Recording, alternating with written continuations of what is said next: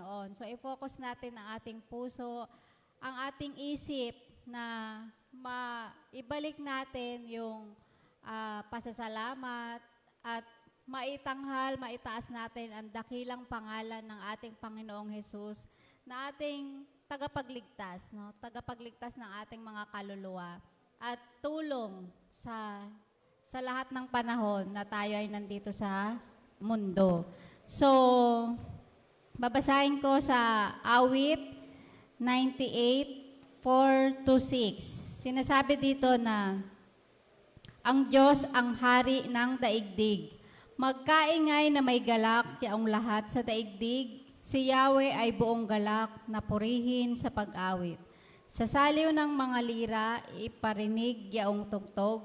At si Yahweh ay purihin ng tugtuging maalindog. Tugtugin din ang trompeta na kasaliw ng tambuli, magkaingay sa harapan ni Yahweh na ating hari. Tayo po ang manalangin. Panginoon na makapangyarihan sa lahat, kami ay naririto upang magbalik ng papuri, pasasalamat, pagsamba at tanghal ang iyong dakilang pangalan. Nagpapasalamat kami, Panginoon, sa panibagong buhay, panibagong kalakasan na iyong ibinigay sa amin. Gamitin nawa namin ito sa pagbabalik ng papuri sa iyo, Panginoon. Sa aming paglapit din sa iyong banal na trono, kinikilala namin ang aming mga sarili na hindi marapat sa iyong harapan. Kaya kami ay humihiling ng paglilinis, paghingi ng tawad sa amin pong mga nagawang mali, mga kasalanan na amin pong nagawa at laban sa iyo. Kami iyong patawarin, linisin, Panginoon, upang ang aming mga pagsamba, pag-awitan, pagkakaloob, pakikinig ng iyong salita ay maging karapat-dapat na handog sa iyong harapan, Panginoon, sa umagang ito. Salamat sa pagkakataon na ibinigay mo sa amin na muli ay makadako sa iyong tahanan, sa iglesyang ito, Panginoon. At nawa, tulungan mo kami na ma-focus lamang ang aming mga puso't isipan sa iyo, Panginoon, sapagkat ito ang nais mo na kami ay magpuri at magpasalamat lamang sa iyong dakilang pangalan. Dalangin namin ang aming mga gagawin sa umagang ito, Panginoon, ay maging mabangong samyo at handog sa iyo, Panginoon. Nagpapasalamat kami sa pagkakataong ito, Panginoon. Hindi kami magsasawa na magpasalamat sapagkat hindi ka rin nagsasawa na kami ay iyong bigyan ng pagkakataon na gisingin sa bawat umaga. Maraming salamat. Ibinabalik po namin sa iyo ang mataas na papuri, pagsamba, pagkilala. Sa tanging pangalan ng aming Panginoong Hesus. Amen. Amen.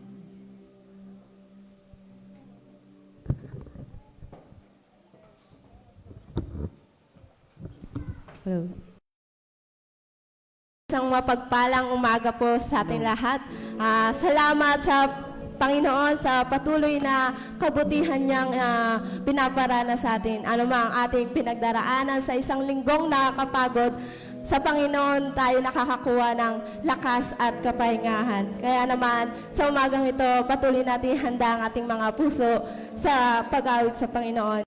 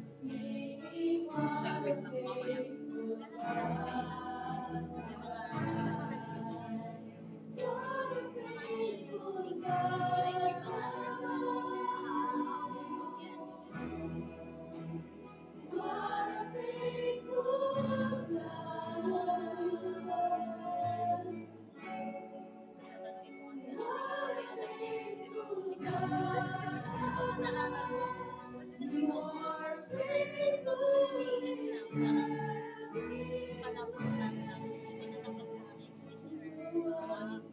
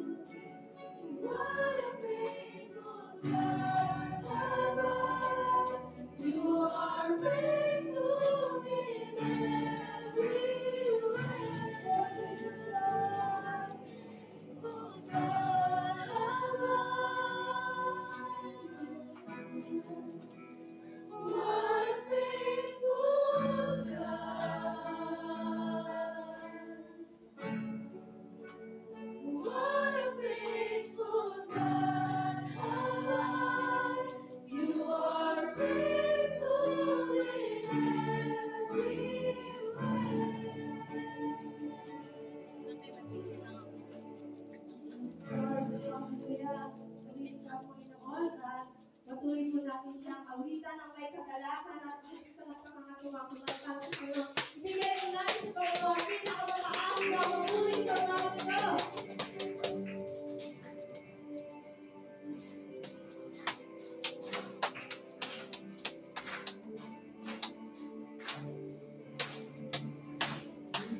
The Lord our God and King is now and forever.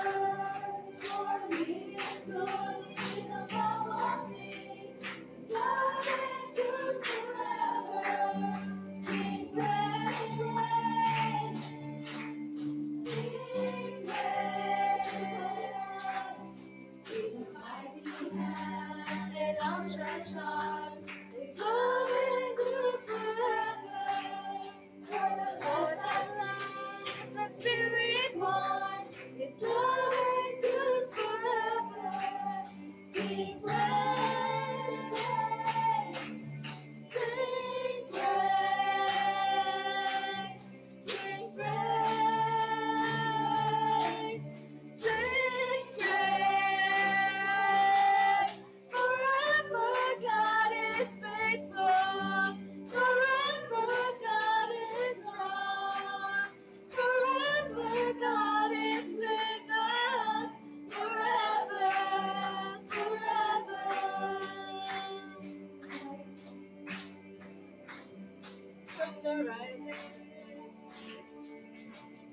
From the rising to the setting sun, His love endures forever. By the grace of God, we will carry on. His love endures forever. Sing praise, sing praise, sing praise. Sing praise. Forever God is faithful. Forever God is strong. Forever God is with us. Forever, forever, forever God is faithful. Forever God is strong. Forever God is with us. Forever, forever and ever. Hallelujah. Sing to the Lord of Israel. Sing to the Lord of the earth. Sing to the Lord that is sick. Proclaim His salvation day after day. And praise the Lord.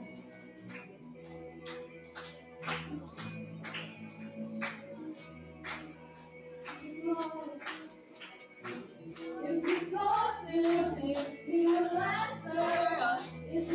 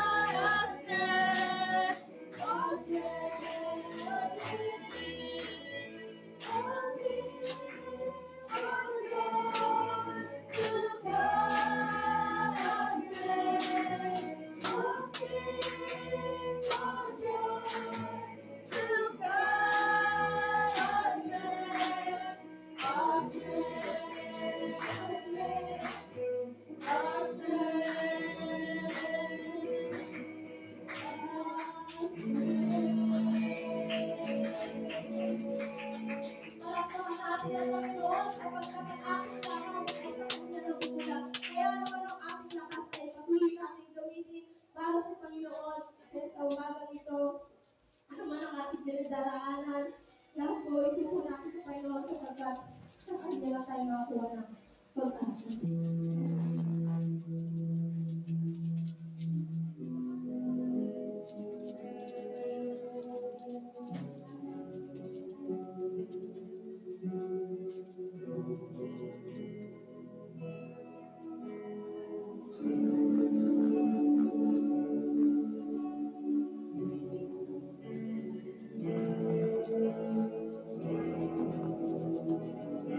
How great the chasm that lay between us, how high the mountain I do not climb.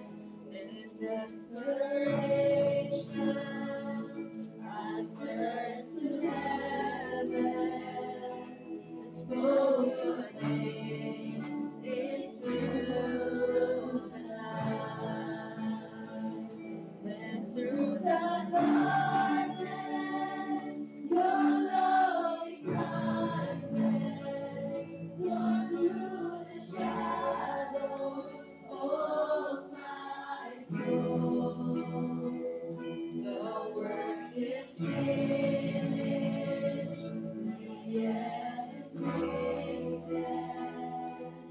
Jesus Christ, my living hope.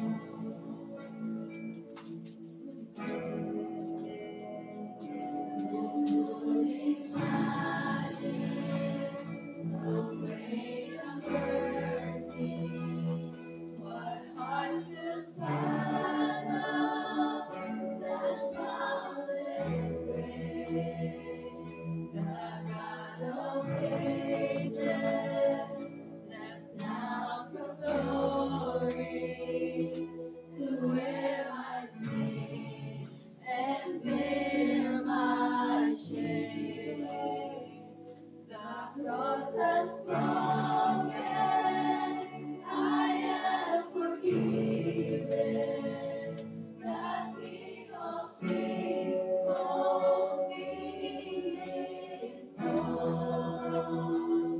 Beautiful Savior, I'm yours forever. Jesus Christ, my living hope.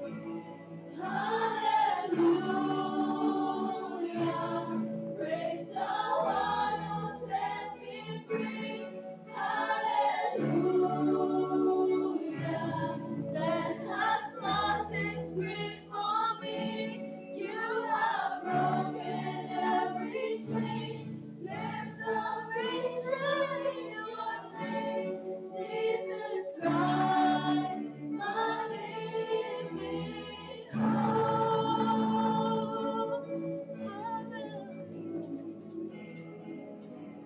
Came the morning that sealed the promise. Your very body began to breathe. Out of the silence, the roaring lion declared the grave has no claim on me.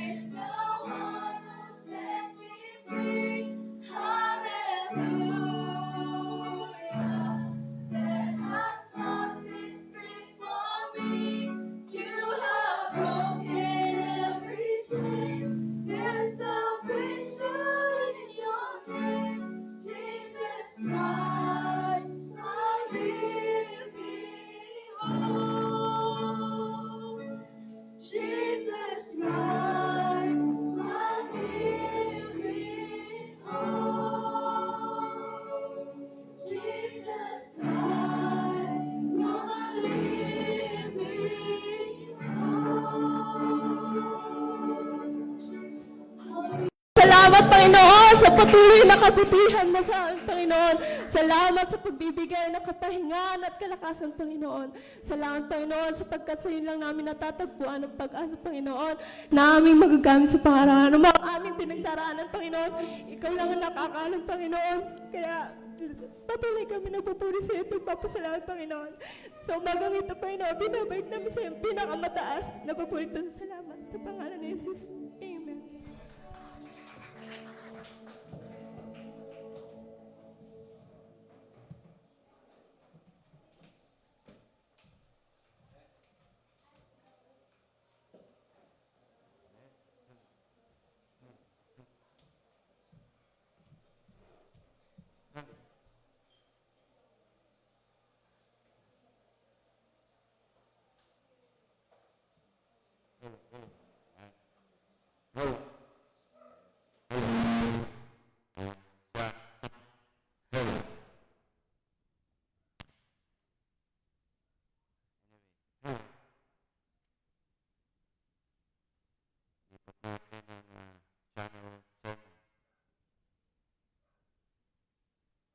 Hello. This was last. Hello.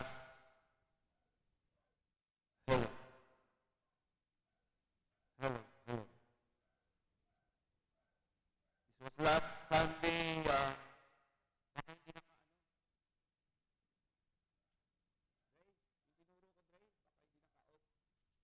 hello. Faith that finishes living. Yan. Okay. Ayan. Okay na. Turo mo, Dre, sa kanila. Parang, well, faith that finishes living beyond what you see. Ito po yung last Sunday message natin. So, kailangan nating i-review para ma-refresh tayo. Ano po? At kasi susunod nating message, kasunod po nito, verses 17 to 28. Pasada ng ating mga kabinis. At hello. Ito yung acrostic ng ating message. Wala siya talaga. Hello.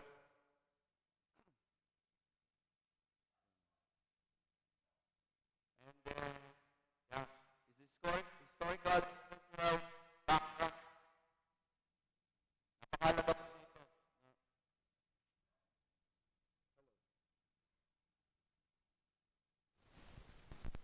Hello.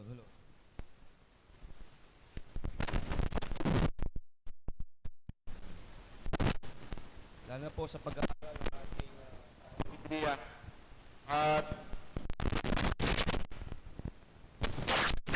kumusta kayo dyan sa kulto nyo? Bakit nagkakaganyan? Pag umayos ko wala. DJ pa kayo. DJ na kayo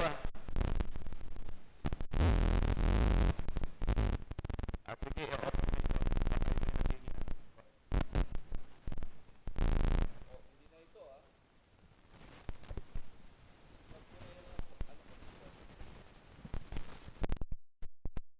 Hello.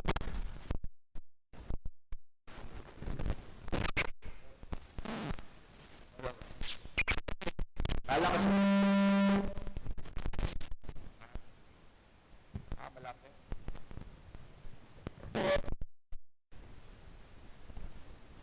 Mic. Mga siraming ating mic. Ayan, pwede na. Okay na to.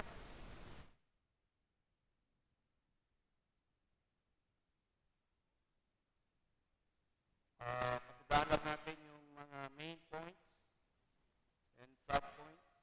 Yan. So the definition of faith. Faith has confidence. Faith has faith.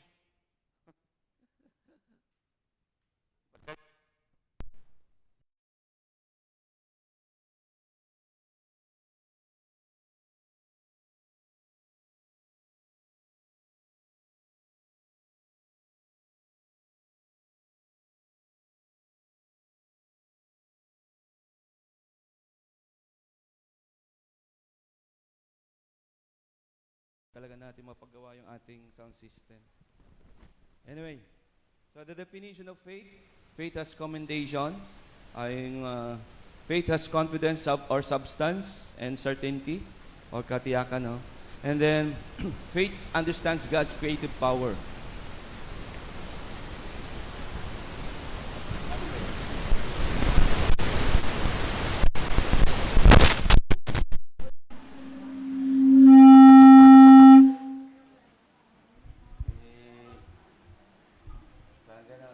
Ayaw ng kaaway na marinig yung pinagsabi. Lalo na. It's all about faith, no? Kaya, ayan, baka masyadong mataas yung volume nyo. Diyan. Anyway, let's focus on the message to us by the Lord. So, the definition again, faith understands God's creative power. And then, faith, the demonstration of faith, yan, through Abram. Faith worship, through Abel. Yan. And then, faith walks with God through Enoch, faith of Enoch, na siya lamang po yung isa sa nakaranas ng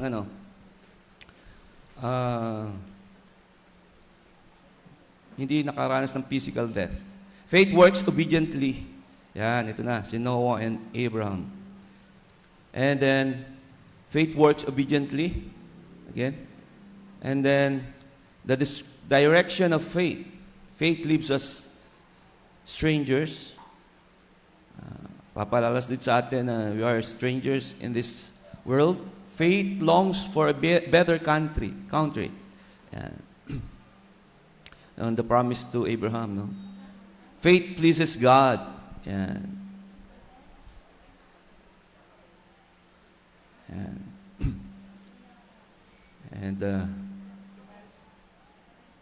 And now, our message for this morning, titled, Faith that stands amidst crisis. Faith that stands amidst crisis. Pananampalataya na nakatayo sa gitna ng krisis. Yan. Are we now in crisis? No? We are now in the crisis, no? In crisis due to the Middle East conflict. O conflicts dun sa war between the U.S. With Israel. Actually, Israel lang yan eh. Pero dahil alliance ang U.S. ng Israel, so kaya silang dalawa nag-joint forces to fight against Iran, no? Wherein mayroong suspecha na they have a nuclear weapons. So let's pray, because Donald Trump, the president of the U.S.,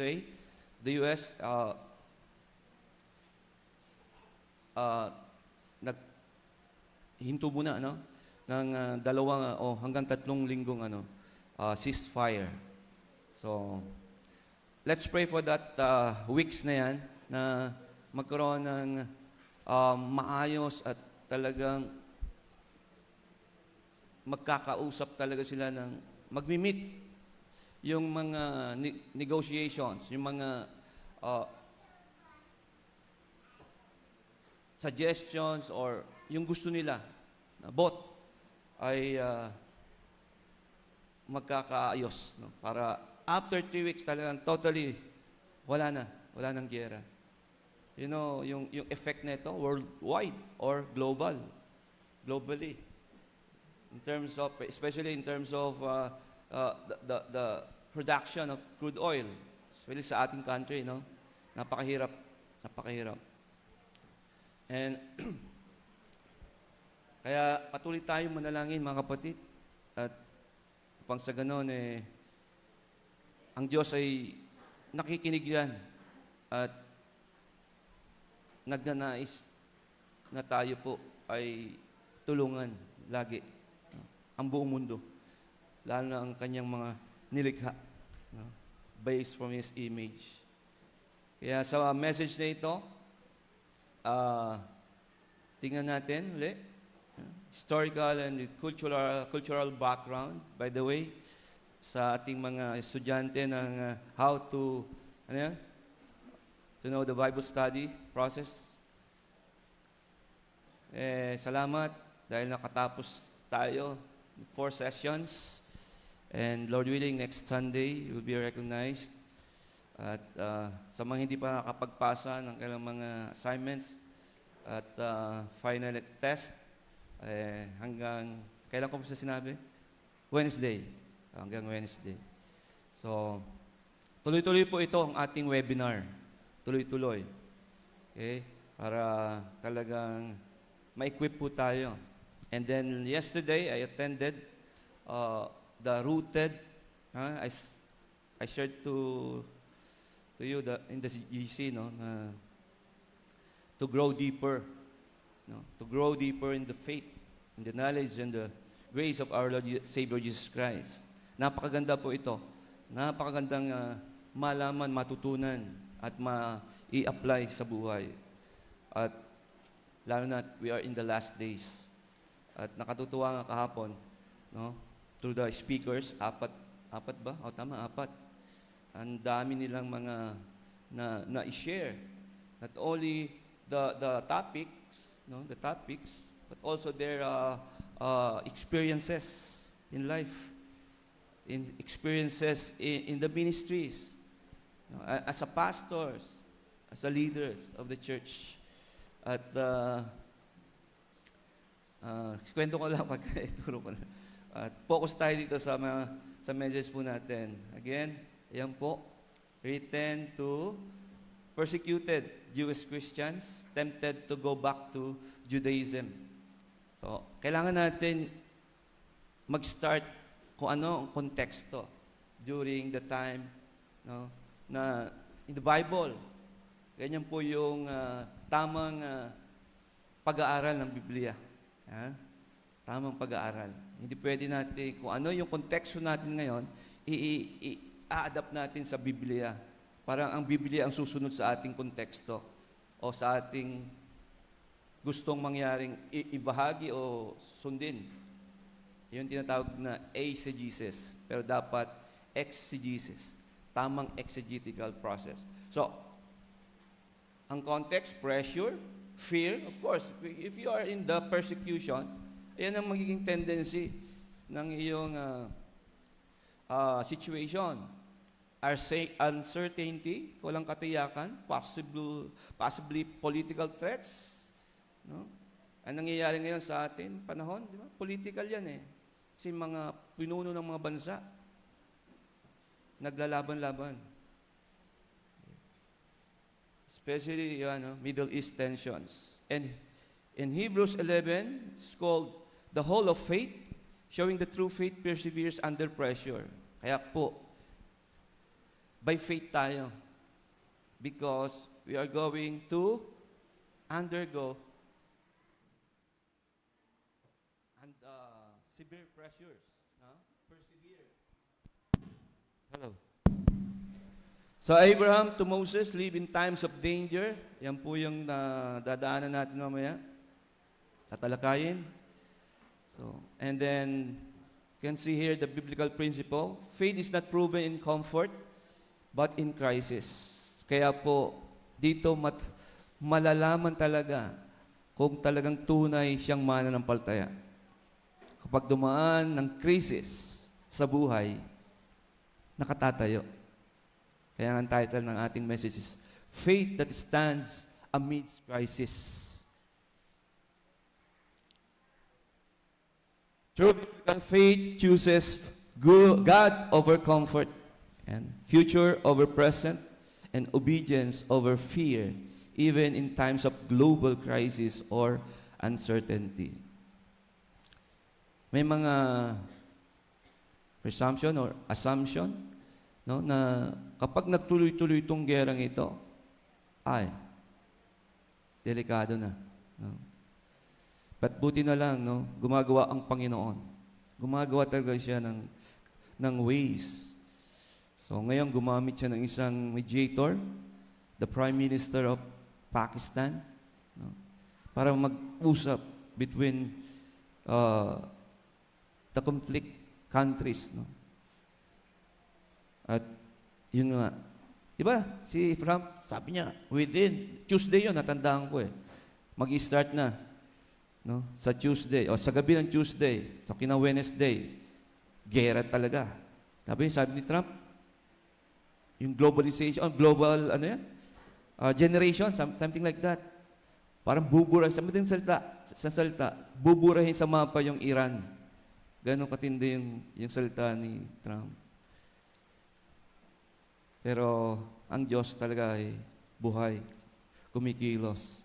Dahil may mga anak niyang, mga simbahan na nananalangin sa Kanya. Kaya tuloy lang tayo, mga kapatid. So what kind of faith will stand when the world is in crisis and shaking? Nauuga? Nanginginig sa Tagalog? Nanginginig? World. Ngayon, dalhin natin ngayon sa ating personal na aspeto. Dalhin natin sa personal natin. There are 4 types of faith. Which one are you?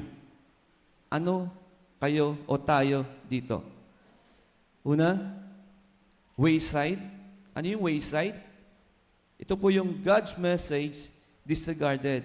Naalala niyo yung parable of the, seeds? Na hinagis sa batuhan, like that. Tapos may dumabong ibon, pinagkakain. Natutuka. Kasi disregard yung salita ng Panginoon. And then, on the rock, ito po yung, siyempre, hindi mag-uugat yan. Hindi mag-uugat yan. No roots withers away. No? Mawawala lang yan. And then the third one, among thorns. Ito po yung choke. Kasi nga, napapressure, nasasakal, nandun siya sa mga thorns, sa mga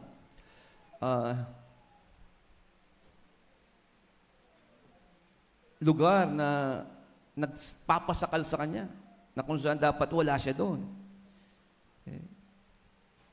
Ano yung sa Tagalog na ginamit dito? Damuhan ba? O choked by worldly cares. And the last one, good ground. O yung matabang lupa. Ito po yung talagang dapat magkaroon ang isang tunay na may pananampalataya o mananampalataya because it bears fruit with patience. With patience. Kaya nga, only the rooted remain. Yung lamang nag-uugat sa pananampalataya ang mananatili at mamumunga ng sagana. Ang puno, hindi naman agad yan nagiging puno Nagsisimula yan sa bini at nag-uugat. At alam mo ang puno, pag naging puno na, yung hangin, yun yung nagbibigay ng strength. Natetest kasi. Natetest yung ugat kung matibay. Metaphorically speaking, figuratively speaking. Kaya yung mga problema, pagsubok, krisis sa buhay, kung tayo ay matatag, nakakatulong yan sa ating katatagan bilang mga mananampalataya ni Kristo. Hindi kagad tayo mabubuwal. Kasi tayo tayo sa good ground. Dahil ang salita ng Panginoon ay ating pinaniniwalaan at pinangahawakan. At namumunga. Hindi lang tagapakinig. Kasi tagapagsagawa tayo, sabi ni James, Apostle James. Kaya nga, connect ko yung topic namin kahapon na inatinan ko. Ayan po yun. Hindi ko nadala yung, andun pala sa bag ko yung manual. Yan po yun. Rooted from the Walk Through the Bible Ministries. Growing strong by going deep. Yan. Going strong by going deep. Yan. Abangan po natin yan. Abangan niyo po yan. at bibigyan po kayo ng mga material. Individually, individual sa mga a-attend. Kasi may mga blank doon sasagutan na susundan nyo. Okay? Okay. May kwentong totoo dito, no? During the World War II, Christians in Europe hid Jews. Tinago nila yung mga Hudyo kasi i-annihilate eh. Sabi annihilate, uubusin. Kumbaga sa sa bansang Iran, sabi ng US, maalisin sa mapa. Ito, sabi ni Hitler, uubusin sa buong mundo. Mga Hudyo. Kaya nga, yung ating bansa nag-cater ng ibang mga Hudyo na disperse. So many died and many hid Jews despite Nazi threats. Many died and many put their lives in danger. No? Pero, meron din namang nabuhay na nagtago ng mga Hudyo. May nagbuhay. At ito ay living testimony. May video ito hindi ko lang tinatry ko kapon download, di ma-download. So, they chose faith over fear. But, they did not know if they would live tomorrow, but they knew who holds tomorrow, who holds the future. Kaya nung early church, mga believers, sa book of Acts, they were dispersed, and many died or martyred dom. Martyrs became the martyrs of our faith. But some dispersed and then they shared to the place na kung saan sila napunta. Kaya pagdating ni Paul, may mga Christians na And one of the great stories was the story of Sir Nicholas Winton.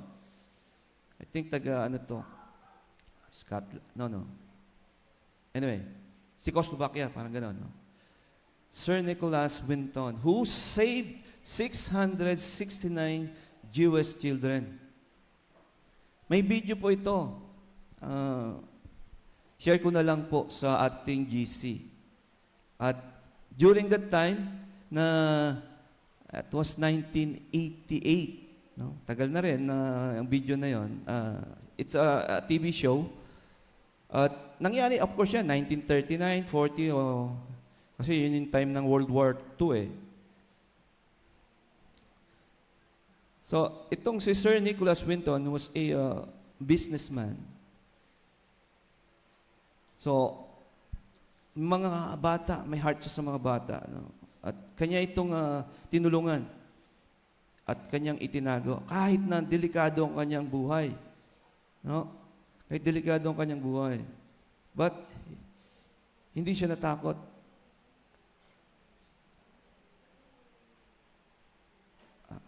Share ko lang po sa GC natin. Saan na ba? Ayan. Panoorin nyo lang mamaya or nga.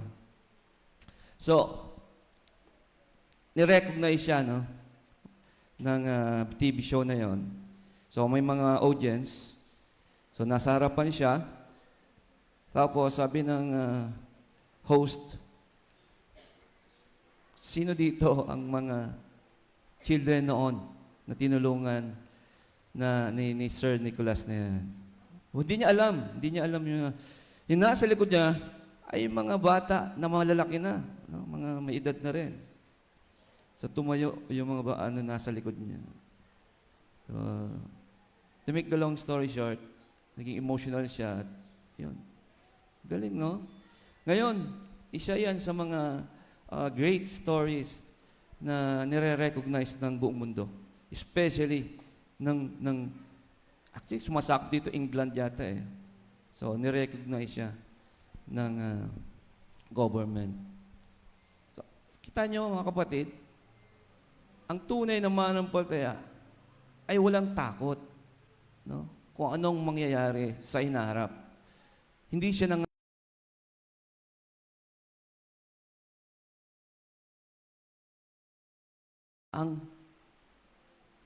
merong humahawak nito, nakaalam nito. Kaya, by faith, Abraham, when he was tested, ano ito? That is, the testing of his faith was still in progress. Offered up Isaac, and he who had received the promises of God was ready to sacrifice his only son of promise, to whom it was said, through Isaac, your descendants shall be called. Pataka ka, no? Promise kay Isaac. Tapos, i-offer. Diba? May tension ang question na yun eh. May tension. Mamaya makita natin. For he considered it reasonable to believe that God was able to raise Isaac even from among the dead. Indeed, in the sense that he was prepared to sacrifice Isaac in obedience to God, Abraham did receive him back from the dead, figuratively speaking. Verse 20 hanggang 22 po ito. So, by faith, Isaac blessed Jacob and Esau, believing what God revealed to him, even regarding things to come. By faith, Jacob, kita niyo by faith, ano? Jacob, as he was dying, blessed each of the sons of Joseph and bowed in worship, leaning on the top of his staff. By faith, Joseph, when he was dying, referred to, which is the promise of God for the exodus of the sons of Israel. It was from Egypt, and gave instructions concerning the burial of his bones in the land of the promise. So, nirequest niya, pag namatay ako, yung aking mga buto, dalhin niyo pa rin sa lupang pangako. So, makita natin yung faith ni Joseph na darating sila sa lupang pangako kahit patay na siya. Nakita niyo yung faith? Kahit patay na siya, naniniwala siya na ang kanyang bayan, ang kanyang lahi ay pupunta tutungtong sa lupang pangako. May ganyan ba tayong pananaw? Ha? Tayo, ang lahi natin, wala man tayo, o yung simbahan, the LJFFC, wala na tayo, mararanasan ang lupang pangako o the promise of God to the church, LJFFC, o to our family, to our families. That's faith. That's why in Hebrews 11:17-28, we see three dimensions of faith that survives crisis. Actually, this is the patriarchs, no? Abraham, Isaac, Jacob, sinama si Joseph. So, faith that surrenders. Pananampalataya na sumusuko o sinusuko o nagsusuko. So, this section focuses on the patriarchs, and the theme is faith submits to God's will even when it contradicts human understanding. Nakita niyo yung human. Sisimula kay Isaac ang nations. Tapos, i-offer. Pero mamaya makita natin, bakit si Abraham talagang willing i-offer ang kanyang kaisa-isa o unang anak. Kasi during that time, kaisa-isang anak eh. It was foretold of Jesus Christ actually. No? But we all know, they are different in terms of what Jesus Christ did. No? Yung siya'y muling nabuhay. Okay? Pero in the time, Isaac, sasabihin ko na rin, no? Bago i-offer ni Abraham sa kanyang damdamin, patay na si Isaac. No? At naniniwala siya na bubuhayin siya ng Diyos.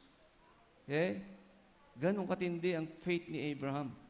So surrendering what you love most. Ano ba ang iniibig mo ngayon na hindi mo maiwan-iwan at hindi mo maibigay sa Panginoon? Meron ba? Look at this. Sabi, by faith, Abraham, when he was tried, the Greek word perasomenos, offered up Isaac. Nakita niyo, nabasa niyo ba yung kwento na yun? Na maaga pang gumising si Abraham kasama ang kanyang anak na walang kamalay-malay at kanyang dalawang alipin. Dalawa ba o tatlo? Anyway, basta may kasama sila more than one. Okay? Pag binasa mo nga yun, no, maiiyak ka talaga eh. Pero, ganun pa man, sabi dito, perazzo, yeah, so, to test, to prove genuineness, and not to tempt to sin. Kaya pala yan ang ginamit na Greek word. Kasi merong Greek word, probably, o meron na to tempt, no? Matempt sa sin. Pero we all know, if it is from God, that temptation, it's not from God. That's why, ito yung ginamit. So talagang testing of faith severely, no, kay Abraham. So the verb offer prospero implies a real act of worship and sacrifice. Ito na po yun. Intense dito. Abraham had already surrendered Isaac in his heart before knife was raised. Kita nyo? Kasi he believed that Isaac will be raised from the dead. Kasi naniniwala siya sa Diyos na makapangyarihan. Hindi siya believer lang na, naniniwala lang kapag may nakikita. Naniniwala lang kapag may natatamo. Naniniwala lang kapag maganda ang buhay. Beyond. Beyond talaga ang kanyang faith. Katulad ng message natin last Sunday. So, theologically, this is not just obedience. It is a total surrender. Ganun palang total surrender, ano? Walang preservation, walang compromise, walang,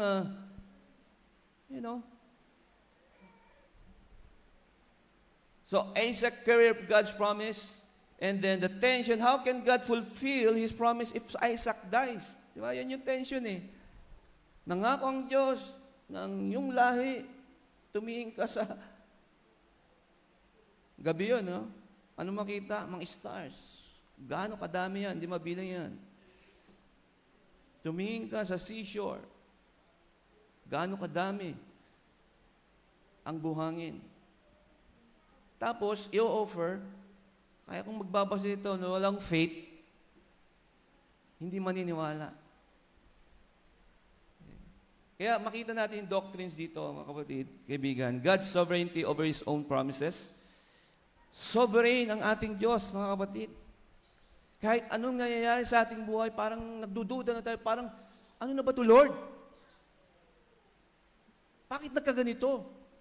Sometimes ganun tayo eh. Don't forget that our God is sovereign. Almighty pa. Ang dami niyang nature, ang dami niyang characteristics. Tapos matamaan lang tayo ng babagsak na agad. Why?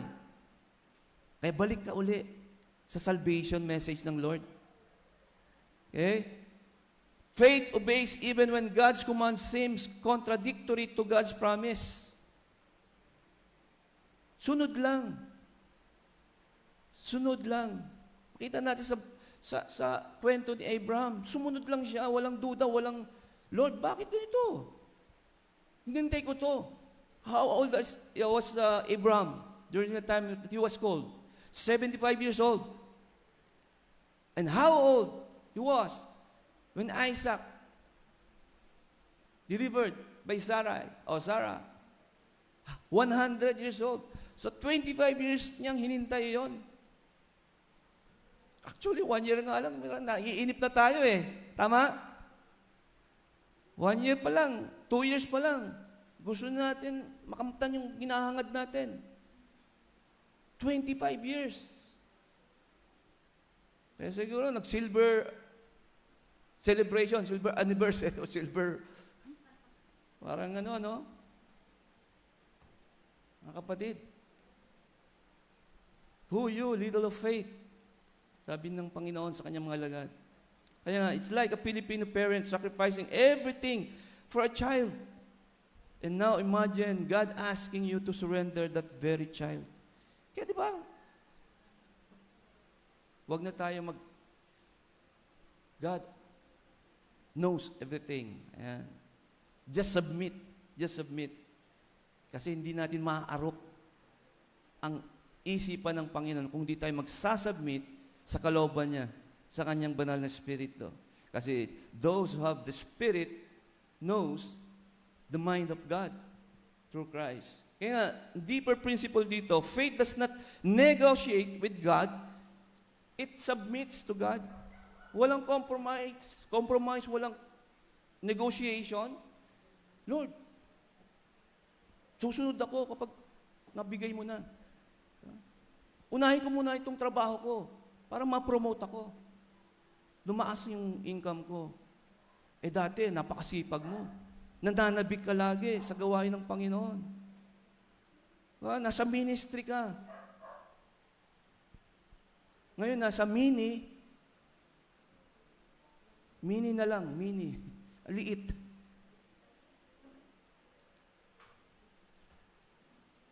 Pinaghiwalay yung ministry, mini-history. O mini-history. Binibilang na lang ang gusto niyang paglingkod sa Panginoon. Sabi ng Panginoon, sabi dito, total surrender of covenant promise. Secondly, subpoint, trusting God beyond human logic. Ang logic, makita natin yung logic doon eh. In-offer, binigay, tapos bakit i-offer? Dapat hindi i-offer yon. Paano dadami yung tao? Mamamatay yung magsisimula ng pagdami ng tao eh. Di ba yung logic? Pero sabi dito, trusting God beyond human logic. Ako niyo po? Accounting ang ginamit na word sa King James Version, which means in Greek, logisomai. Logisomahi. Yan pang basa po dyan. Logisomahi. Hindi logisomai. Maging siomay yan. So, logisomahi means to reason, calculate, conclude that God was able to raise him up. Yan po pala yan. Naniniwala pa si Abraham, bubuhayin din niya ng Panginoon ko. Tama? But in accordance to His will. So, the faith of that is not blind. Okay? It is reason, trust, based on God's character. Ganyan ba ang pagkakakilala niyo sa ating Diyos? Na kahit mamatay, ang pinakamahal natin sa buhay, ang ating paborito o mawala ang ating ninanais sa buhay, naniniwala kang ibabalik niya yan? Kaya nga po may heaven eh. Tama? Kung di man matanggap natin dito, especially the buhay, the life, physically, there is heaven. One day, we will meet. Tama? Till we meet again. Dahil lagi sinasabi ng mga naiwanan na mahal sa buhay. Theologically, Abraham believed in resurrection before the resurrection was revealed fully. Kita nyo? Wala pang yung inaalala natin laging Resurrection Day, meron na kay Abraham. This is progressive revelation of resurrection theology. Kay Abraham nagsimula. Si Abraham ang unang naniwala sa resurrection theology. He believed if God promised through Isaac, then even that cannot cancel God's promise. Kaya nga there's heaven. You cannot see here, you can see there. If you are there, be assured of that you are going to heaven after this life. So, we can see the doctrine of God's omnipotence over death, and faith rests on God's ability and not human possibility. Kaya nga, it's like investing in something unseen, but guaranteed by a trustworthy. Anong sabihin nito? Anong ginagawa natin ito para sa Panginoon? It's like an investment eternally. That one day, there's a guarantee, no? A guarantee that we will receive God's rewards. Kaya mga kapatid, kung ano mo pong pinagdadaanan, mga kanina, mga sinasabi, pagdadaanan sa ating worship recital, sa ating song leader, sa ating music ministers, yun yung mga bigas na. Kaya talagang inuugnay ng Lord ang ating message, ang ating puso, no, sa pananaw mula sa kanyang mga salita. Kasi kailangan natin, mga kapatid, lalo sa panahon na ito.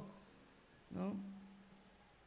Look at always. Kaya nga, sa chapter 12, 1 to 2, by the way, ano sinabi doon? Pinapaalala, no? Surrounded by cloud of witnesses. Cloud of witnesses that God, through Christ, our founder, author, perfecter of our faith.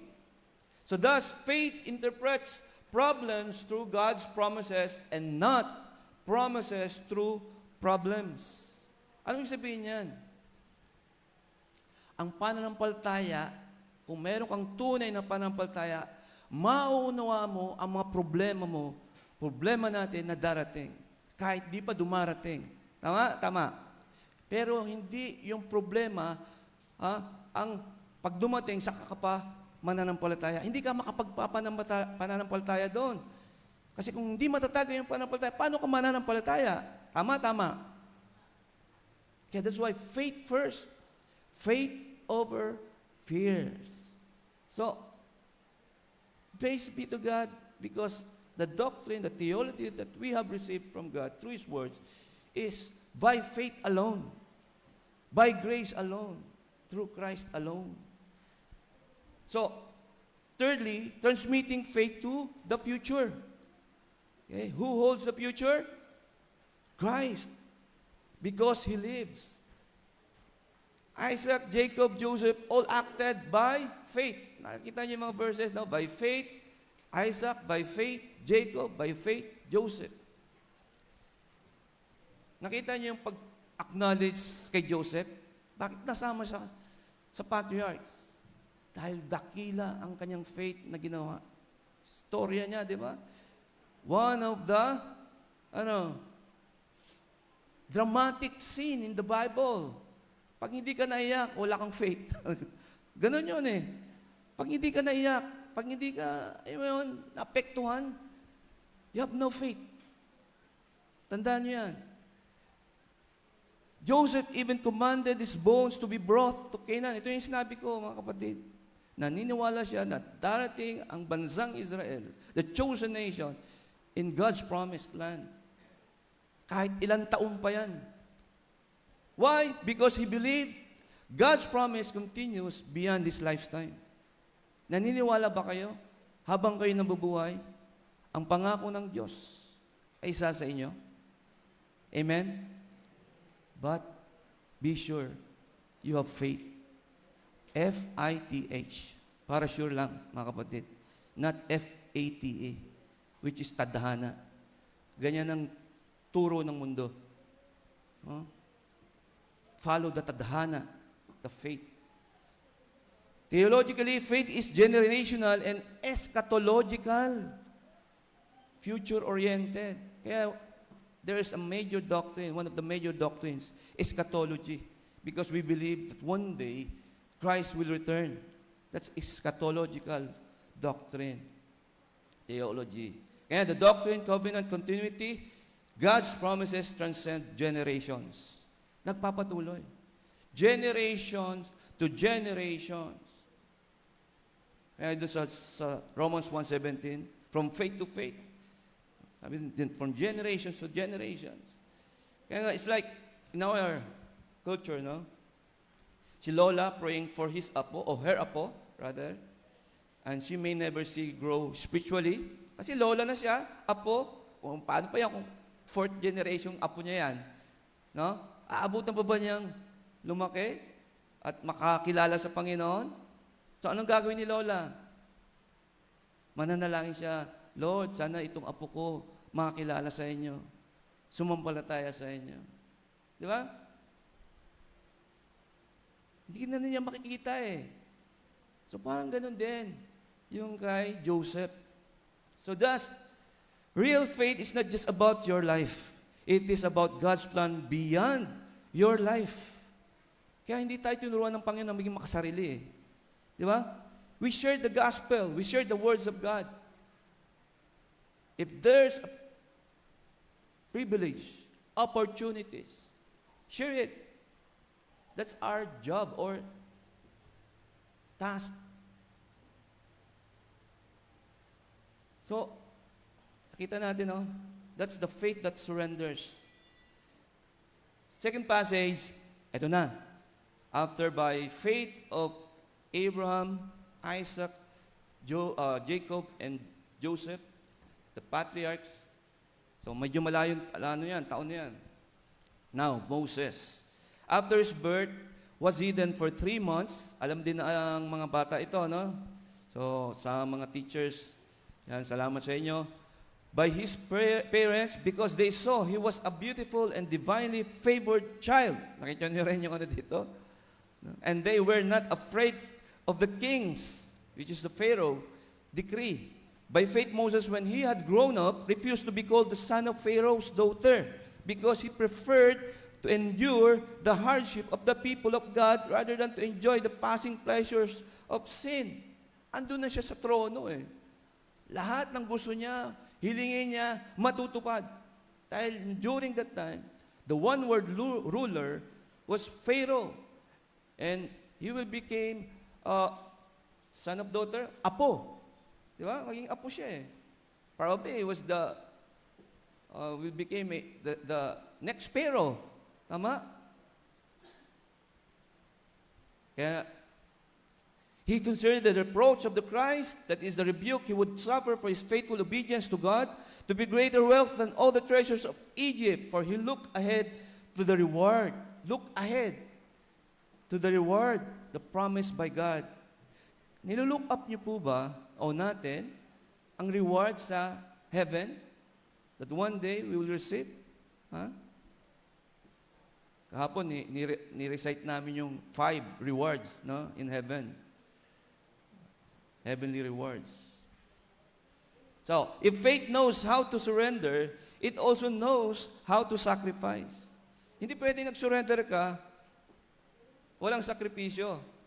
Lord, di ba, una tayong nagsisi sa ating makasalanan. Sabi ng, kung sumunod tayo, no, pero kung sarili sa nating panalangin ng pagtanggap, merong pagsuko eh. Sinusuko ko aking buhay, ikaw na po ang maghari sa akin. Amen.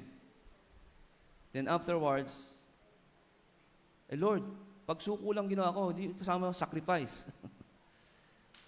Parang tinanggap lang yung regalo, akin na ito.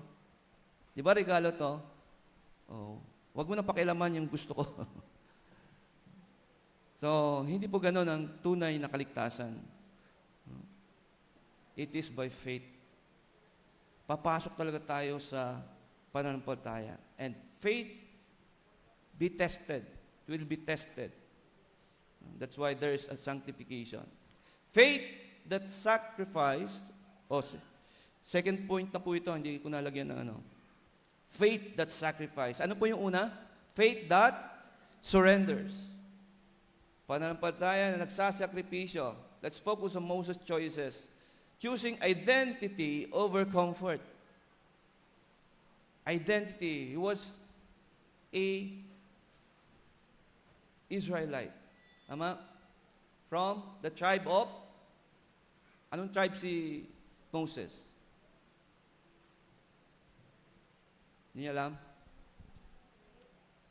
Levites. Yan. Choosing identity over comfort. Talagang yung talagang lingkod ng Panginoon, yung mga Levites eh. So Moses refused, ang ginamit na Greek word dyan is to deny, reject, decisively, to be called the son of Pharaoh's daughter. Nasa kanya na yung lahat. Karangyaan, kalayawan, o pleasures. Whatever He wants, ibibigay. Eh? Kapangyarihan, lalo na. Pero mas pinili niya pa rin ang nation ng Panginoon. This is a conscious rejection of worldly identity. Kayo po, tayo po, pag tayo nakahalubilo na sa mga kaibigan, katrabaho, o whatsoever mga tao kasama natin, nakasama, napapakilala ba natin si Kristo? Oo, maging tayo. Sabihin na, we are born again Christians. Ha? Or, nahihiya tayo. Okay lang yan, sa bago pang mananampalataya. No, nauunawa natin yan. Pero kung matagal ka na, no, matagal ka na, hindi po kauna-unawa. Kahiya-hiya po yan. Theologically, Moses rejected power, wealth, royal privilege. Royal privilege. Because identity in God is greater than status in the world. Sabi nga, makuha ko man, makamtan ko man lahat ng yaman dito sa mundo, kung mawawala naman ako o mawawasak ang aking kaugnayan sa Panginoon, hindi ko makakamtan ng Diyos, walang saysay ang aking buhay.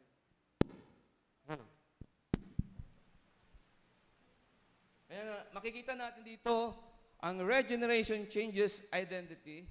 That's why the essence of being born again. We are regenerated, binago. The old has gone, the new has come. Believers belong to God, not to the world system. It's like leaving a high-paying job abroad to follow God's calling. Alam mo yung isa naming speaker. No? Isa naming speaker. He was a civil engineer working before in the DPWH. Hindi na niya daw niya makaya. No?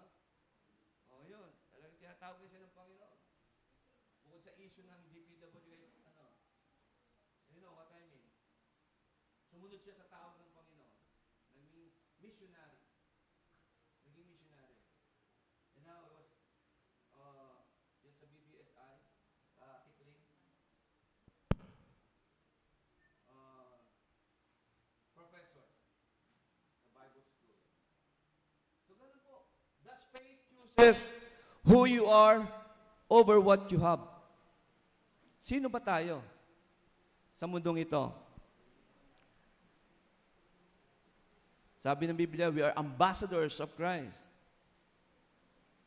Representative of Christ. Then secondly, choosing suffering over sin. The word choosing, rather to suffer pleasures of sin, that was temporary, helomenos, fleeting, which means proskairos, means lasting only for a lifetime. Kaya nga temporary, transitory, sabi ni Gingrich. So, hindi yan permanent, mga kapatid. Kaya do not dwell na parang doon ka na, hindi ka na makaalis, hindi ka na makaalpas. Sasabihin mo, hindi ko kaya. Hindi mo kaya kasi hindi mo pinipilit, hindi mo ipinagkakatiwala, isinusuko sa Panginoon ang sarili mo. Kaya nga, it is a seasonal enjoyment lang. Mantalang ang enjoyment for a lifetime, for eternal life, ay hindi mo nakikita.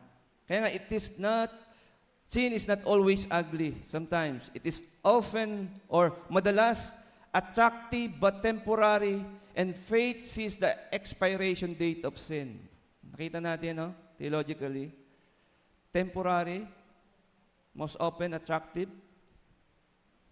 Kaya naman yung iba, nalululong, no? Nahuhook. Kaya nga, sanctification involves rejection of sinful pleasure. Kaya nga, pagka sumunod ka sa proseso, no, follow the process of sanctification, you will proceed to knowing the essence of holiness. And it requires sacrifice. Kung ano yung bagay na kinagigiliwan mo na hindi nakatutulong sa iyong paglago, kahit masabi mo yan na maliit lang ito. Saan nagsisimula ang malaki? Sa maliit. Diba? Yung hindi mo pakikinig, kahit maliit lang yan, lumalaki yan.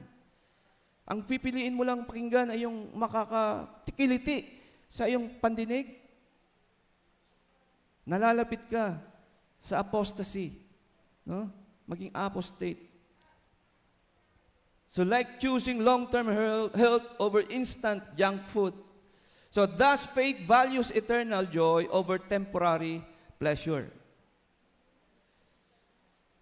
So choosing eternal reward over earthly riches. We need to sacrifice, no? By choosing eternal reward over earthly riches.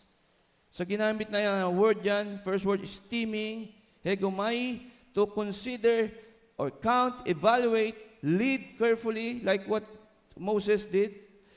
The reproach of Christ. No? The reproach of Christ. Ano yung reproach of Christ? Yung naging kahiyahiya siya, bagamat hindi siya kahiyahiya. Diba? Pinako, hubad yun eh. But because of censorship, nilagyan na lang towel o ano. Pero sa actual ano po yun, kita lahat kay Jesus Christ. Kasi ang mga Roman soldiers, Roman government, barbaric yan eh. Sa mga worst criminals. Papahiyain talaga yan. Moses made a spiritual calculation. Theologically, reproach of Christ is suffering connected to God's redemptive plan. Now, you believe in Christ? Are you true Christian? Are you truly saved? Then, we are going to suffer. Hindi pwedeng, pag dumating na yung sufferings, iba na. Tama? Kasi malamang, during the time na tinuturuan, dinidisciple kayo, hindi kayo nakikinig. Tama, tama. Nakikinig man kayo, tenga nyo, malayo. O yung isip nyo, malayo. Yung tenga nyo, papasok nyo, lalabas doon. Tama? Para mga estudyante ko. No, kung classroom na set up tayo dito, pupuntahan ko, anong siya sabi mo? Pero hindi na ganoon. Tatawagin sa likod, kakusapin. So Moses identified with God's people and God's Messiah.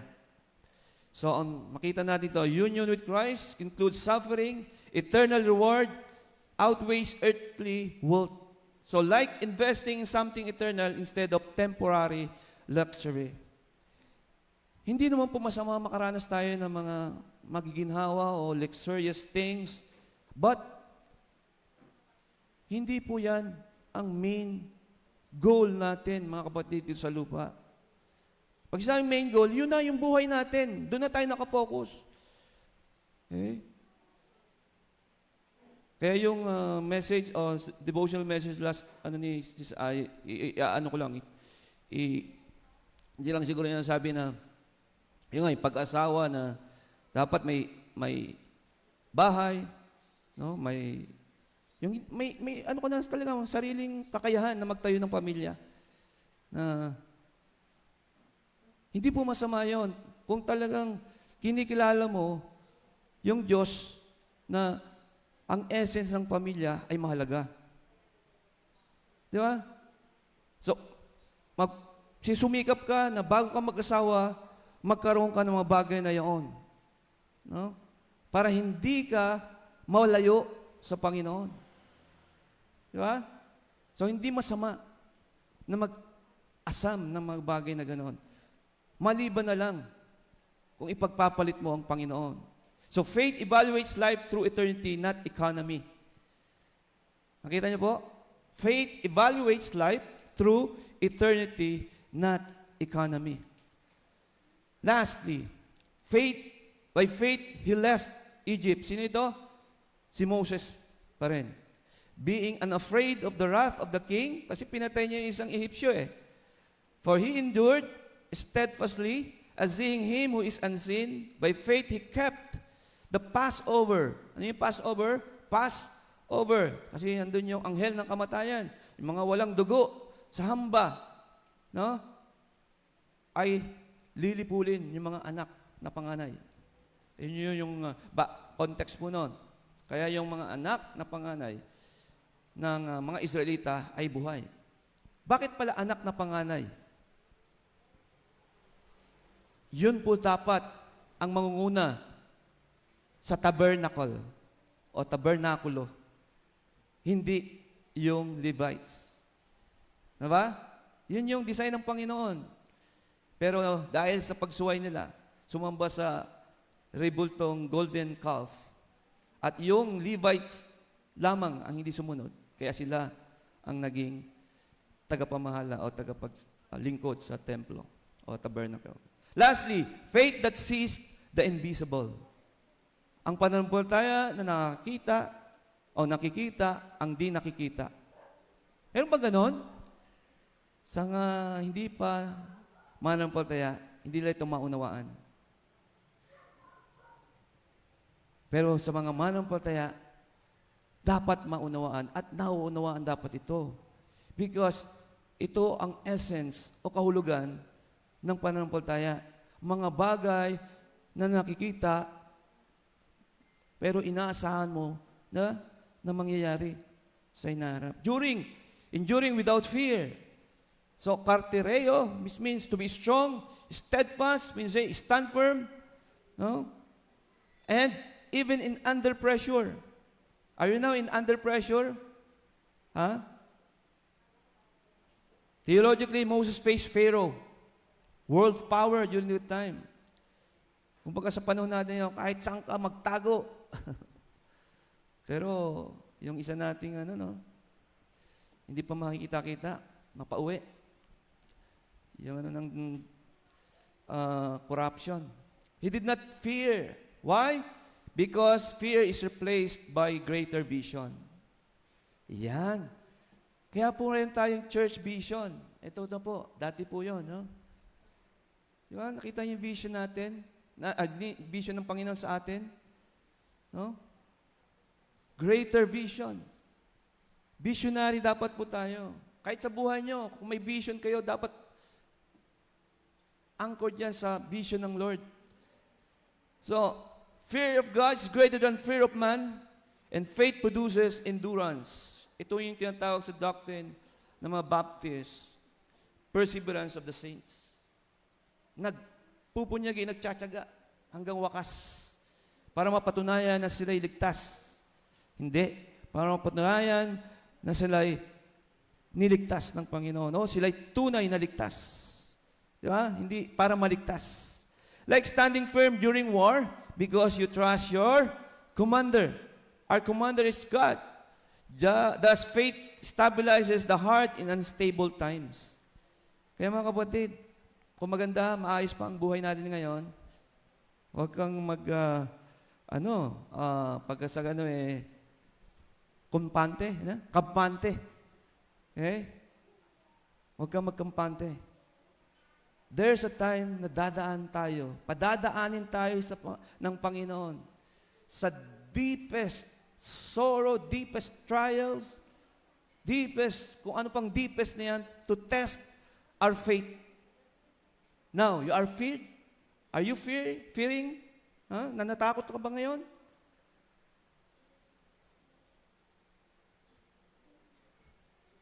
Yung faith mo, palakasin mo po, mga kapatid. Faith natin, palakasin natin. Para pag dumating yung time na yon, hindi mo sasabihin sa Panginoon, sisisihin mo siya. Seeing the invisible God. Because God is spirit, and seeing Him who is invisible, faith gives spiritual sight. Theologically, God is unseen, but real. Like, mamaya makita natin, Wi-Fi or air, no? But faith is the eye of the soul. Kaya kumusta yung ating kaluluwa? Is it healthy or malnourished? Physically, nakikita, matsulog tayo, malakas. Pero hindi nakikita yung ating mga kaluluwa. No? That's why there's a church. He was always connected. There's a time to gather, join the gathering. God's invisibility and faith as assurance. Illustration natin yan, yung Wi-Fi, yan, sinabi ko nina, you don't see it, but you depend on it daily. Kung walang air, paano na kaya? Patay na tayo. So thus, the unseen God is more than real, than visible problems. And lastly, trusting in the blood. Referring to the Passover. Uy, ano yun? Anyway, he kept the Passover and the sprinkling of the blood. So the blood protected from judgment. And this Passover is a type of Christ. Atoning blood and judgment passes over because of substitutionary sacrifice. Meaning, He is the one, Jesus Christ, the one who substitute for us for the judgment of our sins, which is eternal death. But because of His great love, He was the one who gave ransom for our sins to give us eternal life. So, substitutionary atonement is salvation by grace through faith in the blood. It's like a house marked safe during disaster because of a covering. Yan. Kaya yung bahay, pag walang cover ay. So, thus your safety is not in your strength, but in Christ's blood. That's why we commemorate the Holy Week every Friday, which is the death of our Lord Jesus Christ. And Sunday, the resurrection of our Lord Jesus Christ. So it teaches us faith that surrenders, faith that sacrifices, and faith that sees the invisible. So, trust God even when life doesn't make sense. Choose holiness over temporary pleasure. Focus on eternity, not on temporary crisis. And live boldly despite fear and uncertainty. Sabi ng mga ibang tao, mas malala pa daw sa pandemic. Tama? Itong mangyayari kung magpapatuloy matagal. Eh, di ba? We overcame the pandemic season because of God. Tama? Nakalagpas. Ngayon, we need to be strong in the faith. Kung mas matindi pa itong crisis in the Middle East na mangyayari. Okay? Ewan ko lang. Kaya sabi ko, Lord, kung mangyayari ito, it is an opportunity to test us kung sino ang tunay na mananampalataya dito sa LJFFC. Okay? Wala nang persecution, severe. Pero, severe ba yung death, ang kapalit? Diba? Mas malala yun, di ba? Death din yun eh. Girahin tayo, padalhan tayo ng, sabi nung yung narinig ko o na panood ko na yung missiles daw ng Iran, pwedeng kung saan nila papapuntahin. Ganon katindi yung technology. Kaya tinan mo, hindi natatakot, di ba? Binabalalaan ni Trump. Tapos mag-respond. Parang siya sabi, hindi kami natatakot. We are alliance of the U.S. Kaya nga, will your faith stand when everything else falls? Tatayo ka ba sa iyong pananampalataya? No? Kung ang mga bagay ay babagsak. When all prices rise, buti nga, bumaba konti. Magkakaroon ng rollback next week o this week. Pero yung iba nakita ko, 150, 160, lalo sa mga main players, gasoline station, Shell, Petron, Especially the shell. Kasi pure talaga yung kailang ano eh. Nasa 160 na. Sabi, aabot pa daw ng 200. Ay, patay na. When war escalates, will your trust shake? When future is uncertain, will you still obey God? And like Abraham, he surrendered, and the patriarchs, like Moses, he sacrificed, and like Israel, the nation Israel, see the invisible, saw the invisible. Kaya remember, brethren, the world may be shaking, but faith stands firm because God never moves. Hindi nagbabago, hindi pabago-bago, tayo lang ang nagbabago at pabago-bago. Okay? Kaya sabi ng Biblia, makinig ang may pandinig. Diba? Sa Psalms, ano? Makinig ang may pandinig. Ang kaaway, kahit during the sermon, tinatakpan yung ating spiritual eyes and spiritual ears. Okay? Kaya buti nga wala dito natutulog eh. Pero hindi man nakikita sa mata, nakapikit, pero spiritual, tulog. Ha? Tulog. Kaya, kalabitin mo, tapikin mo yung katabi mo. Gising ka ba? Katabi mo, gising ka ba? Ha? Balikan mo, ikaw, gising ka rin? Alam mo, ikaw lang ha. Ang mahirap niya, yung kung magkatabi, parehong tulog. Ano? Spiritually. Kaya kapatid, yun lang sa iyo. Lagi tayong gising sa panahon na ito, spiritually speaking. Let us pray. Heavenly Father, we thank you, Lord, sa paalala mong ito, O Diyos. Bagamat hindi lahat po ay makakaunawa dahil sa kanilang level of faith. But we do believe through your Holy Spirit will continue to convict us, to teach us, O Lord, the truth and all the truths, Panginoon. And change our hearts, O God, especially those hearts na talaga namang pinapatigas nila. Hindi kayo, Panginoon, naniniwala kami, gusto niyong ang aming mga puso ay malambot, maamo,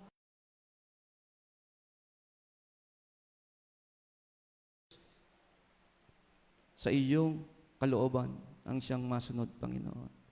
Lalo sa panahon ng krisis na ito na aming kinakaharap. Bagamat 2 to 3 weeks ay ceasefire, we continue to live up to you, Lord, humbly before you, O God, na ito po ay matapos na, O Diyos. Sa biyaya at habag mo, Panginoon, kami umaasa. Sa pangalan ni Jesus, Amen. Amen.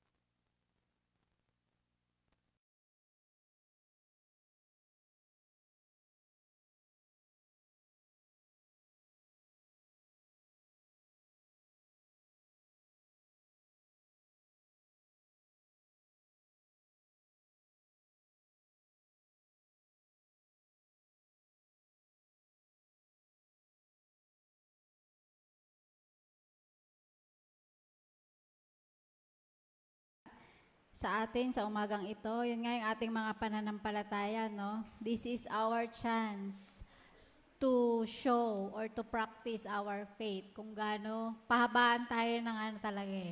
Kasi ngayon, yung balita na, di ba, meron ngang peace talk, pero hindi naman kumbaga merong meeting yung sa ginanap nga sa Iran, US ginanap sa Pakistan, yung US at saka yung Iran representative, pero ang resulta walang napagkasunduan. So hindi natin alam kung what's ahead of us. Pero yun nga, patuloy nating aalalahanin who controls tomorrow.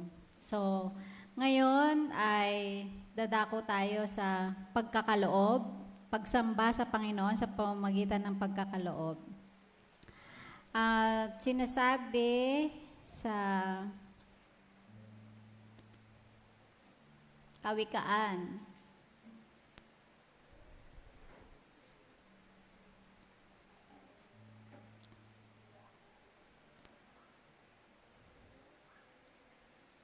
sa Kawikaan 3, nawala.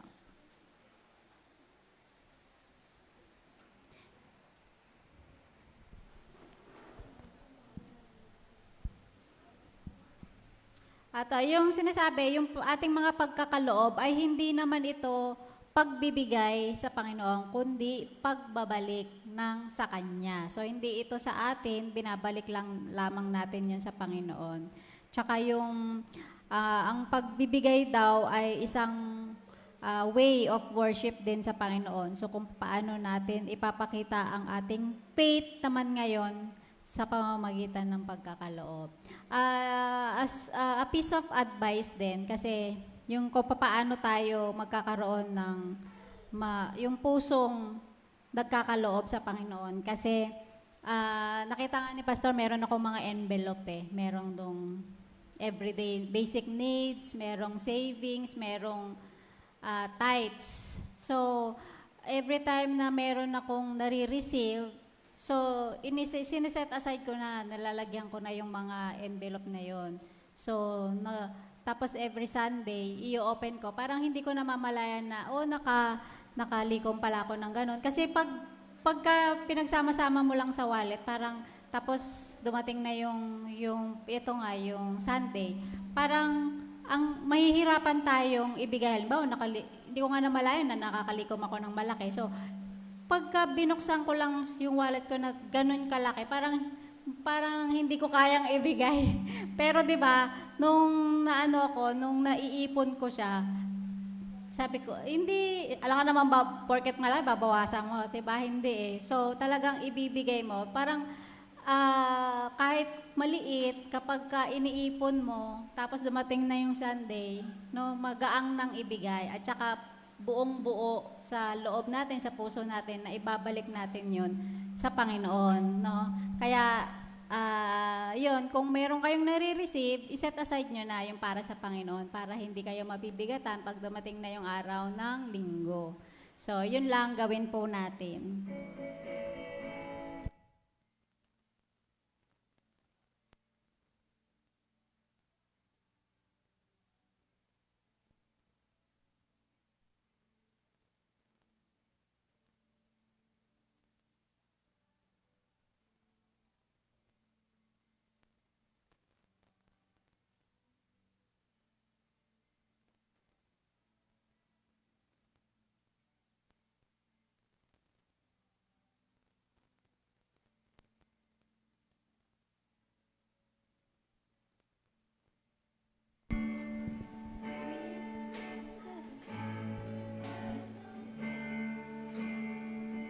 Unto the house of the Lord.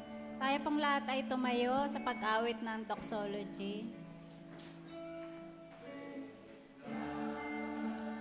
From whom all blessings flow, praise Him, all creatures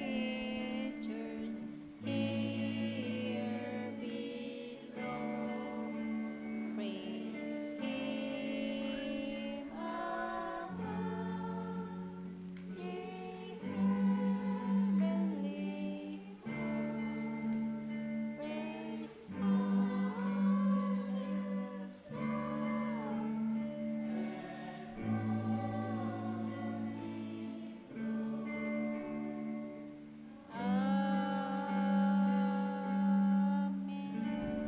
tayo po'y manalangin. Siya nga po, Panginoon, na makapangyarihan sa lahat. Sinasambakan namin at pinupuri sa pamamagitan ng mga pagbabalik ng mga ikapong ito, Panginoon. Salamat sa pagbibigay mo sa amin ng mga blessings na kami ay yung pinagpapala, ganun, upang maibalik din namin, Panginoon, sa iyo yung nararapat na para sa iyo, Panginoon. At dalangin namin na ang mga kaloob na ito ay magamit sa mga gawain mo sa ikalalawak ng iyong kaharian dito po sa lupa, specifically dito sa lugar ng Fortune at ng Buntong Palay. Salamat, Panginoon, at kami ay patuloy na nagtitiwala na kahit ano man ang mangyari, i-exercise namin ang faith sa pamamagitan ng pagbabalik ng nararapat na para sa iyo. Maraming salamat sa pangalan po ni Jesus. Amen. Ngayon naman dadako tayo sa ating mga announcement. Ang ating attendance nakaraang linggo, doon natin ginanap sa family resort. Tayo ay 18, ang children ay 5. Ang prayer meeting nung nakaraang Thursday, April 9, ang adult ay 20, ang children ay 8. April 4, so wala, no? Kasi nga Holy Week, walang attendance sa mga children.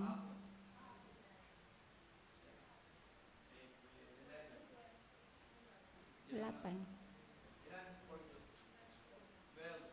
Sa Fortune, ang 12. Sa Buntong Palay, 9. Ang mga umattend na mga children. So, therefore, my beloved brothers, be steadfast, immovable, always abounding in the work of the Lord, knowing that in the Lord, our labor is not in vain. Sa 1 Corinthians 15:58. Sa darating na prayer meeting sa April 16, Thursday, ang presider ay si Sister Babylin Labres, ang devotional ay si Pastor. So wag nating kalimutan ang pagdalo sa ating prayer meeting. It is also a worship in the Lord na midweek worship service. So inaanyayahan na ang lahat ay dumalo para tumatag tayo sa ating pananalangin spiritual. Kasi tayo rin yung magbe-benefit. Kasi minsan tinatamad na ang tayo na mag-pray. Pero pag worship service, ay pagka prayer meeting, hindi pwedeng hindi ka magpe-pray kasi may time of prayer. So it is our chance para makapag-pray sa Panginoon ng sama-sama. Ang worship presider sa susunod, April 19, si Sister Rhea Dahoya. Ang ating ushers and morning greeters, si Sis Eros, tsaka si Sis Dada. Ang cleaning ministers ay si Shana and si Sis Malu. Mag-ina silang, maglilinis. Ang scripture reader ay si Brother Roland Goho. Birthday. Oh, walang birthday. Oh.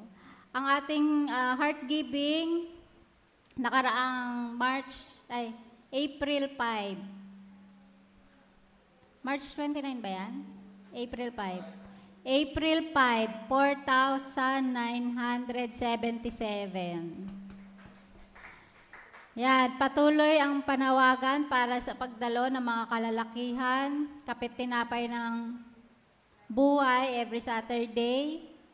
Ang panawagan din sa Ministry of Biscuit na patuloy tayong magbigay ng ating mga support sa children ministry para magpatuloy at magpatuloy. Ganun din, walang uuwi since bilang ko kayo kung ilan. Agape feast po tayo sa ating after ng huddles. At mamaya yung evangelism day sa dito 4 p.m. dito sa church papunta sa Buntong Palay. So dito daw. So wala namang kakaibang muka, tayo pa rin. Ngayon naman idadako tayo sa benediction.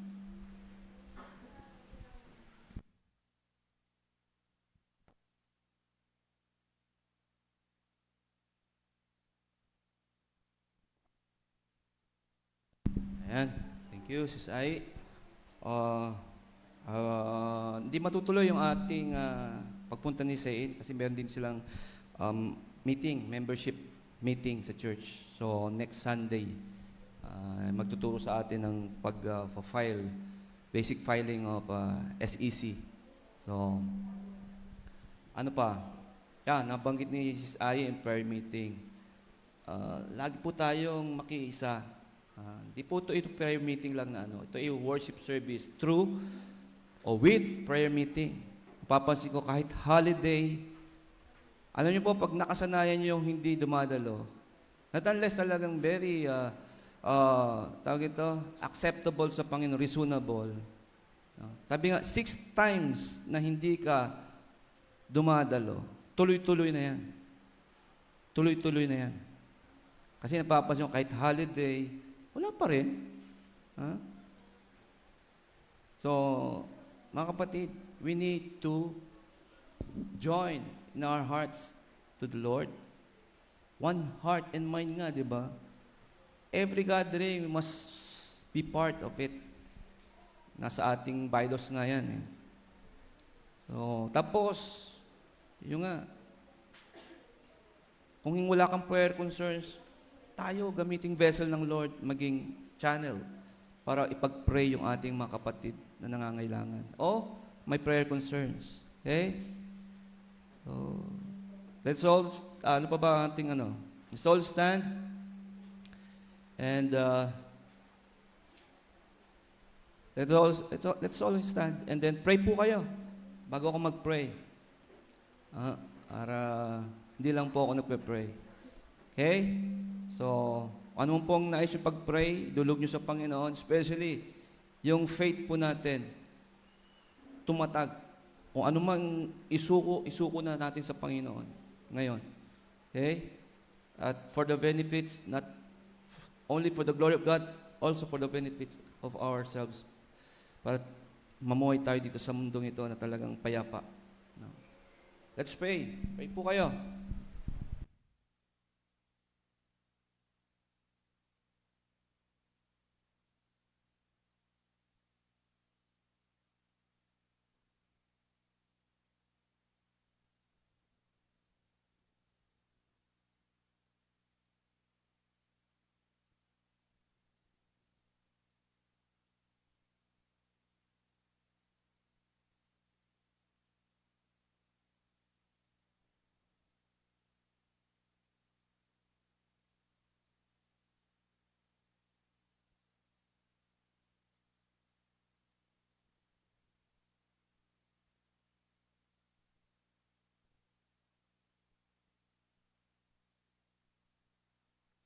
Yes, Lord, maraming po salamat, Panginoon, dahil alam namin Ikaw ay sa aming kalagitnaan, sa puso namin, ito ng Banal na Espiritu, at patuloy kaming nagtitiwala sa inyo, Diyos. Kahit ano pang mangyari, kahit ano pang krisis na aming datnan, Panginoon. At we believe, one day, mararanasan namin, makikita ka namin, O Diyos, doon sa iyong kaharian sa langit. Salamat po. At dalahin ko, Diyos, ang buong mundo, specifically sa crisis in the Middle East due to war between countries, Iran and US with Israel. Tulungan mo, Panginoon, na itong peace talks or ceasefire ay talagang will end or will be ended soon, O God, na hindi na po tumagal. Dahil isa kami sa talagang lubhang apektado. Alam niyo po na pwede lang, Panginoon, na yung mga presyo ng petrolyo ay domino effect.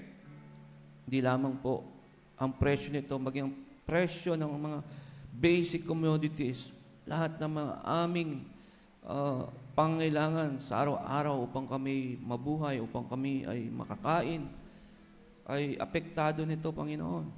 Kaya,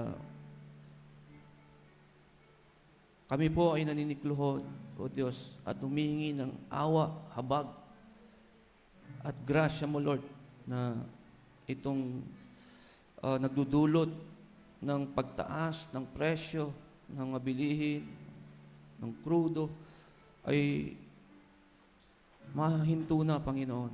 Kung pwede lang po, O Diyos. Nasa iyo pa rin mga kamay. Pero salamat sa iyong salita. Nagbibigay sa amin ng pag-asa, katatagan, at pangako na aming buhay ay hindi natatapos dito sa mundong ito. Salamat po dahil kahit anong mangyari, kami ay mananatili sa inyo, O Diyos. Dahil si Kristo ang aming Panginoon at tagapagligtas. Salamat po, tuloy naming inataas din, O Diyos, tinataas ang aming bansa. Bansang Pilipinas, pangunahan mo, O Diyos, aming presidente, sa po niyang cabinet members, ang kanyang mga advisors, Lord, na maranasan o maramdaman namin ang mga batas o mga kaparaanan para masolusyonan, matulungan man lang kami, O Diyos, sa hirap na aming dinaranas dulot ng krisis na ito sa buong mundo. At dalain ko, O Diyos, bigyan mo sila ng wisdom na tunay ngang ang mga pondo o kaban ng bayan ay magamit ng tama at hindi mapagkuwanan ng korupsyon uli o panlalamang, Panginoon. Lord, kayo po ang aming pag-asa at inaasahan. Kaya Lord, tinataas din po namin ang iyong church LGFFC. Batid mo ang kalagayan namin, spiritually, physically. Dalangin namin, O Diyos, na patuloy mo kaming convict at palalahanan sa mga salita mo, sa mga pangaral, at sa mga utos mo, Panginoon, na dapat naming sundin at sa buhay. Kung kami mo po ay nagmamatigas, kung kami po ay nagbibingi-bingihan, nagbubulag-bulagan, Lord, palalahanan mo kami, Panginoon. Paliwanagin mo ang aming puso at isipan, ang aming spiritual eyes and ears, upang sa ganoon, marinig namin, makita namin ang iyong kalooban, ang iyong mga pangako, O Diyos. At di ma-focus ang aming buhay dito sa mundong ito, na kung saan walang katiyakan, puro pangamba, puro problema, krisis. Pero buti na lang, Panginoon, nariyan ka, O Diyos, na patuloy na umabot, nagbibigay sa amin ng pag-asa at salita mo, O Diyos. Salamat po. At dalahin ko, O Diyos, ang bawat pamilya represented today ay patuloy mong pagpalain. Especially yung spiritual na pagpapala. Salamat po ng marami. Pagpalain mo ang mga may negosyo like us, Lord. Dinadalangin po namin yung negosyo yung pinagkatiwalaan po sa amin, ang 2 clinic na ito. At ngayon po ay magkakaroon ng accreditation o accredited na po ng YAKAP program. Tulungan mo kami, Panginoon, sa pagsisimulang ito na makapangalap ng mga kumpanya, ng mga maraming tao, no, para sila po ay maserbisyuhan at ma-inform na sila po ay mayroong privilege in terms of health, no, through PhilHealth. Para sa ganon, matulungan ang bawat Pilipino na maging malusog sa kanilang mga pangangatawan. Tulungan mo kami, Panginoon, sa pangangalap ng mga taong ito, Panginoon. At pagpalain mo, Lord, sa nalalapit na May, I think 16, no, sa Purok 4, Kupang, ay nakatakda na magkaroon doon ng unang medical mission, Panginoon.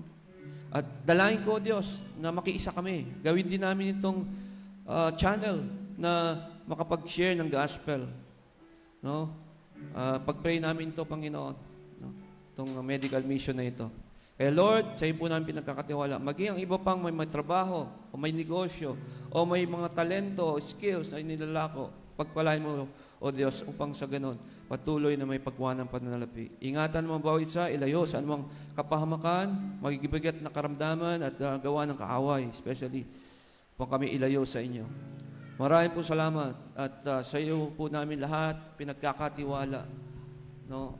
Ang aming buhay, aming pamilya, aming church, at naniniwala kami na lagi kaming magtatagumpay dahil sa aming pananampalataya sa inyo. Dahil ikaw ay nagtagumpay na mula sa kamatayan at kasalanan. Salamat po, pagpalayan mo different ministries mo, O Diyos, sa church na ito. At mga ministers mo, O Lord, at madagdagan pa na mag-aalay ng kailang buhay, magsasakripisyo para maglingkod sa inyo. Nawa, patuloy naming alalahanin na mga gawain mo, Panginoon, hindi kami magbingi-bingihan, magbulag-bulagan, kundi naroon ang aming puso, nananabik. Katulad ng sinabi ng isa naming kapatid, na nananabik siya tuwing may mga gathering. Kaya Lord, nawa dumating sa punto ng aming buhay, patuloy kaming nananabik, no, sa iyong pagkikita sa amin sa mga pagtitipon na katulad ng ganito. Maraming po salamat, O Diyos. Sa iyo po namin pinagkakatiwala lahat.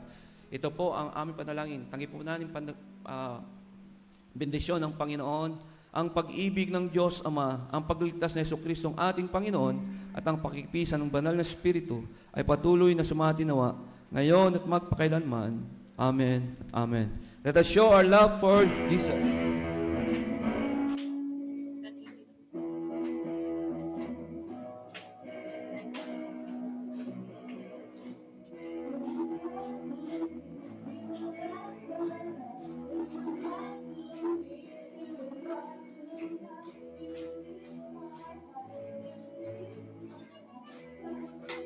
Nasa baba na mo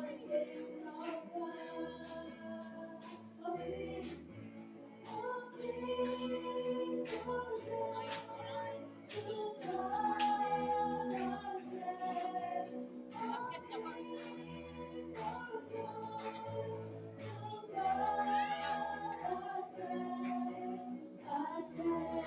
Nagmanginasal kayo? Manginasal kayo?